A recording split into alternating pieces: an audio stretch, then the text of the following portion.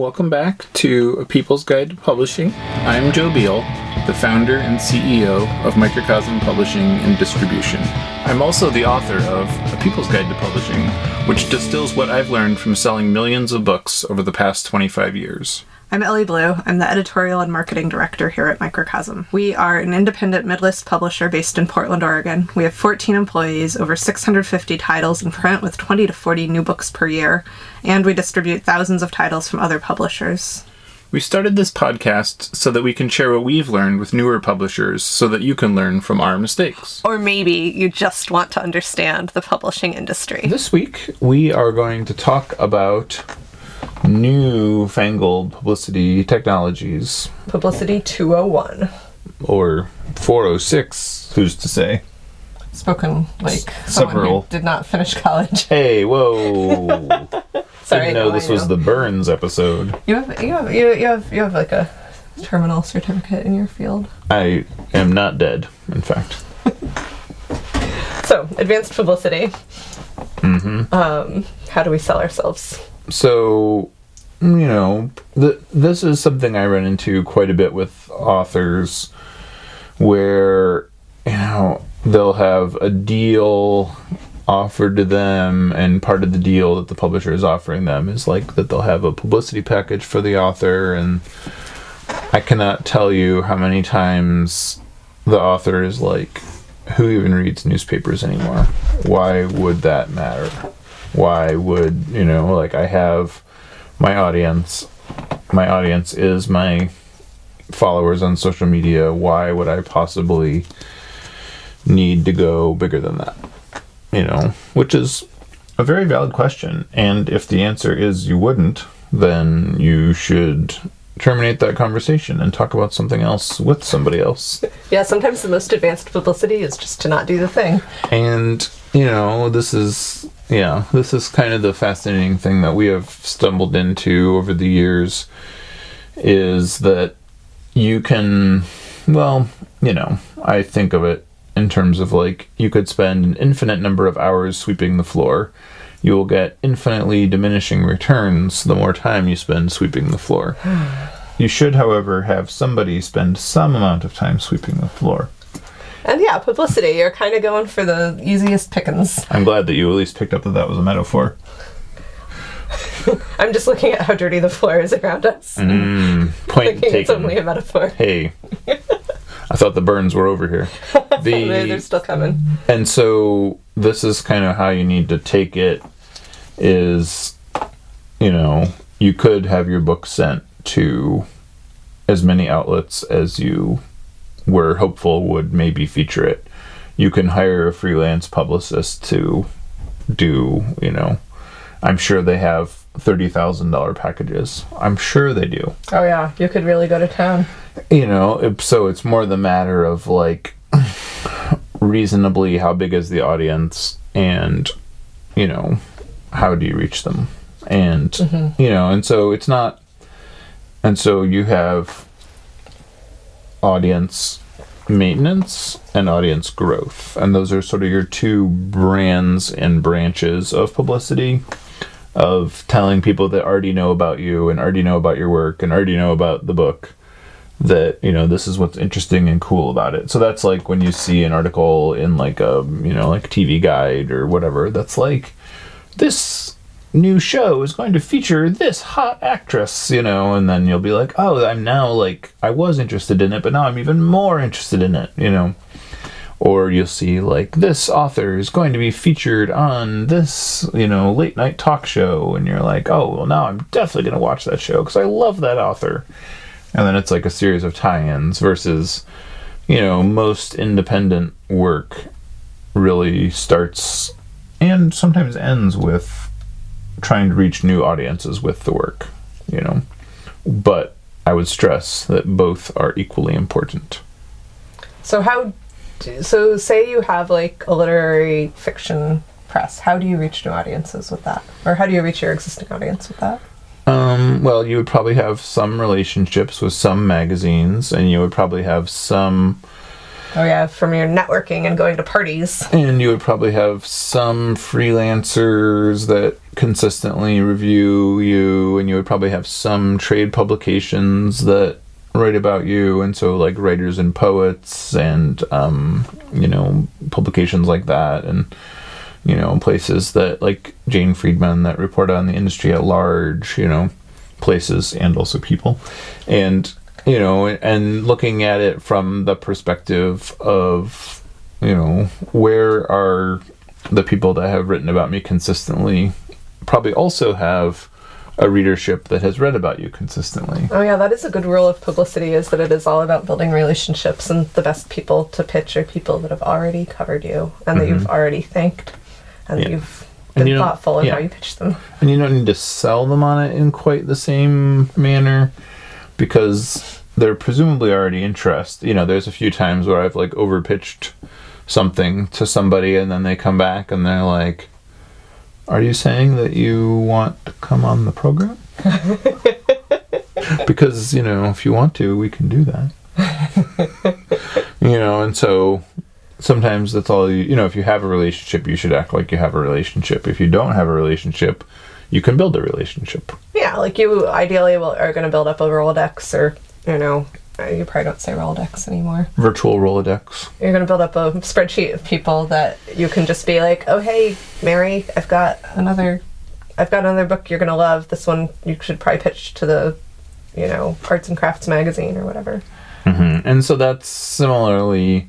I know a lot of people that are really good at getting publicity and really bad at selling books, because they're so intent on like, oh, well, so-and-so would write about it and these people would be interested in it. And, they're not following it to the logical conclusion, which is bringing it to audiences. It's not about seeing your name in print a certain number of times, or as many times as possible even. It's about segmentation and audiences. Those are hard conversations. I have that conversation with our authors now as soon as we sign the contract, where I'm like, we are not going to take you on the ego publicity campaign. Right. If your goal is to see your book praised a lot in public, that's not going to be that way. Sorry. Yeah. And I know, and it is kind of the fascinating thing that I've found is often making something of note will result in publicity requests, or just like ink, virtual ink. Totally, yeah. Like if your thing is cool, like development is your best publicity. Because people want to take the photo and post it somewhere. And yeah, that's true. And like similarly, a good-looking book, tends to photograph frequently. I had a fascinating conversation at PNBA with a young publicist who had like, since joining the small press she worked with, had increased their sales very substantially. And she had done it by doing kind of all of the traditional literary fiction publicity things. And really sending out a ton of ARCs for review and also sending ARCs to booksellers. And I was like, that's smart. Like, I don't know how smart that would be for us, because bookstores are not our primary market. But I feel like if bookstores are kind of your only market, that is what you have to do. Right. I know. I do wonder, if we could probably markedly increase our bookstore sales by sending out quite a few ARCs to bookstores. But then at the end of the day, it's like, most... Oh, I hate to be the one to besmirch. And it's not besmirching it so much as it's like the math of the matter is like most bookstores will order 1, maybe 2 copies of a book. And sometimes the love of the staff will drive that to 15 copies in a year. But sometimes even that cannot sell the books out the door and the books get returned, So you really need to think about it in terms of like, what is your best leverage? Yeah. Honestly, your best leverage is probably not to publish literary fiction. Sorry, everyone. But if that's what you're doing, that's what you should make work. Right, and you also need to get it reviewed in the trade publications, and sometimes even buying advertising or sponsorship at events that are for booksellers might be a good idea. Like, these are definitely, this is the game. This is the game you play. Right, and if that's your audience, something like your regional trade show is a big one where you can get the book in front of booksellers, and that's sort of how you get your book into hundreds of stores. And then, the national show, which is now called Winter Institute, and then though to be fair, there are like 6 other organizations gunning to become the national book show, but none of them terribly successful. So stay tuned to see if anybody wins that crown. What are some other publicity things that used to work and don't really work anymore? Yeah, I guess, the big one back in the day was that what we would do is we would have like one national review that would sort of like have a series of echoes where other people wrote about it, versus nowadays you don't really see that. People don't really look to what their competitors are doing. Right, like even if you do manage to get a coveted review in the New Yorker, the LA Times book review, it's just kind of gonna sink like a stone. It doesn't force the Washington Post to like write their response review, because it's like readership of those publications is really, really segmented now. And I mean, part of it is just because like those publications are struggling. Like they're not, like they don't have the budget, they don't have the clout they used to. They're getting more books than ever pitched to them. For less review space, less review budget.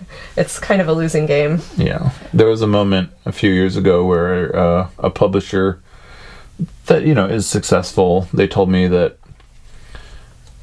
and this is, not quite 15 years ago, but in the neighborhood of 15 years ago, they're like, nowadays, and they're, relatively fringe, but established in their field.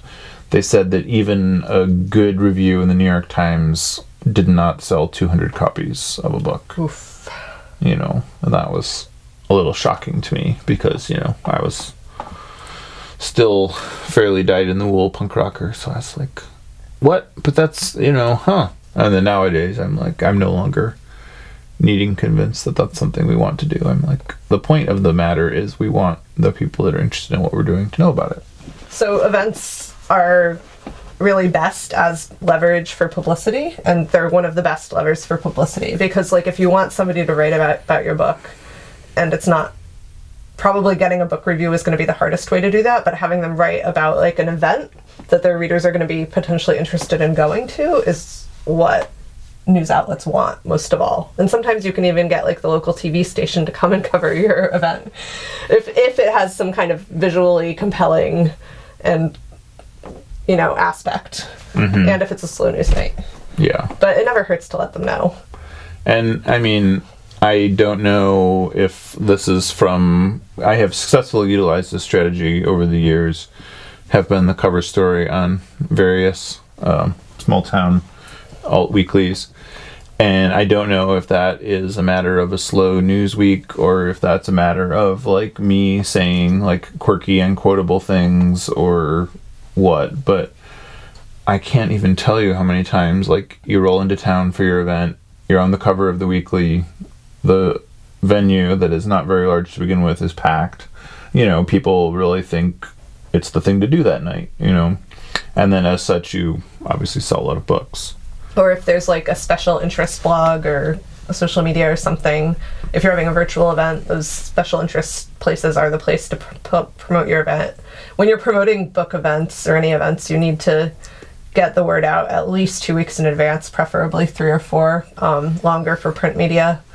And sometimes if it's like an online listing, they'll write back and be like, tell me the Wednesday before. And then, just set your calendar reminder and do it. But it's almost not worth it to do events if you're not getting publicity for them, as we have learned. They have to really be to leverage. The event leverages the media, which leverages the event, which leverages the book sales. And if you can do enough of those and have enough events, this is what a lot of people use to leverage their way into the Times lists, because then that's the point of the tour. Before the returns come in, the sales figures can be immense. That's sort of an old and relatively precarious mechanism yet, but it would theoretically still work, especially as like the qualifying numbers that get on the Times lists are less than they once were. Another way to leverage your book for media and vice versa is if your book is nonfiction and it makes you an expert in a subject, then you can kind of present yourself as an expert in that subject when somebody is writing an article about the subject. And they'll usually be like, Joe Beal, author of How to Sell Stuff in an Event, had this to say about the dismal sales at this event. Mm-hmm. And like some of them will even link to your sales link if you ask them nicely. Right.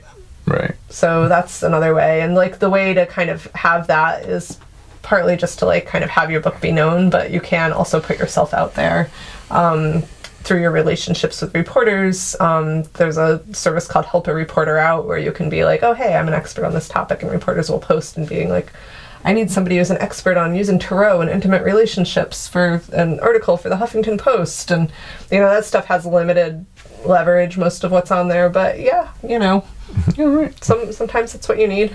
And it is, like all things, this stuff works best when it's mutually beneficial. Yeah, exactly. And then, yeah. And I've booked many an event sheerly because when I got a non-answer enough times, I would just ask, okay, what's it going to take to make this happen? And if it's not going to happen, please just tell me now. And I'll tell you, every single time the person booked the event, they never said, I don't think so. They always said, okay, we're on for that date. Yeah, I wish I'd known that tip back when I was booking events. Well, better late than never. Thanks for joining us once again. Please send your questions to podcast@microcosmpublishing.com so we can answer them on future episodes.